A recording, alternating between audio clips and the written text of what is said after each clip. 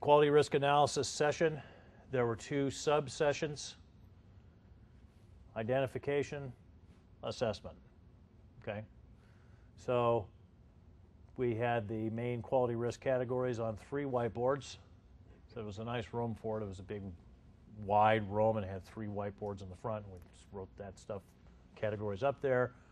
Participants put the items on the sticky notes, and then we would just walk up and stick them on the whiteboard. This lasted about 3 hours, got about 100 risk items out of this, and along with 11 project risks and 3 other issues that needed to be addressed. Okay? And basically, we knew we were done when every way we tried to get people thinking about risks again just stalled. There was just nobody could think of anything new, right?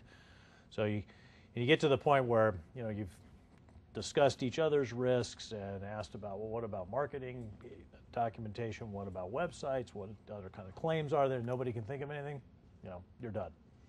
Remember, you can always add to the list later if you discover new risks, right? And then we went through working as a team, rating the likelihood and the impact for each of the risk items. And as I mentioned before, likelihood, fairly easy. Impact was harder. And really grappled a little bit with coming to a consensus about what the impact ratings meant. We'll look at that a little bit more here in a minute too. And also identifying and merging duplicate or overlapping risk items. And that ended up trimming down, we trimmed down to 92. There was some additional risk identification that happened while we were doing this. So it wasn't just that 8 risks were thrown out as duplicates. There was a process where a few more risks were added and the number of risks were compressed. Okay. By the end of this session, we had reached an agreement about how to assess likelihood and impact, and had actually proven that on about 40% of the risk items.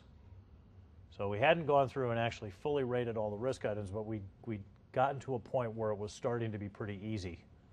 Okay? So it was something that could be picked up and carried on by a subset of the team without worrying about damaging the consensus, because we were able to say, okay, this is what high impact means, this is what low impact means. So the test manager who was driving it finalized the remainder of the ratings after the session, basically the next day. So this session was on a Tuesday, and then he spent most of the day on Wednesday finalizing the risk ratings and then going back to the stakeholders and saying, okay, what do you think? Is this right?